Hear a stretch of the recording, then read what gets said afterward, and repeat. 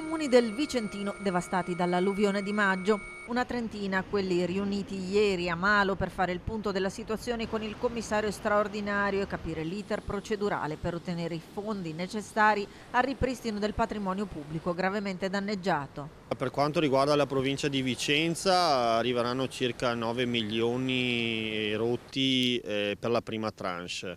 Diciamo che è stato un incontro importante perché abbiamo avuto, diciamo così, il confronto diretto con il commissario, che è stato molto disponibile e assieme al suo staff ci ha spiegato un po' l'iter procedurale per quello che riguardano gli indennizi che i vari comuni per la parte pubblica, diciamo così, avranno possibilità di avere accesso. Si tratta di una prima tranche di risorse destinate al Vicentino per far fronte ai danni subiti dalle opere pubbliche. Sindaci in prima linea che hanno ancora una volta ribadito la necessità di stanziare fondi destinati anche alle manutenzioni per pianificare e intervenire in termini di prevenzione. Bisogna fare manutenzione, bisogna stanziare risorse, questo è un compito della politica, poi diciamo così stanziare quelle risorse che andranno anche agli enti superiori per poi programmare quelli che saranno poi gli interventi che ci permettono di non più agire in emergenza ma agire in prevenzione, quindi con una manutenzione programmata e che garantisca la sicurezza ai nostri concittadini.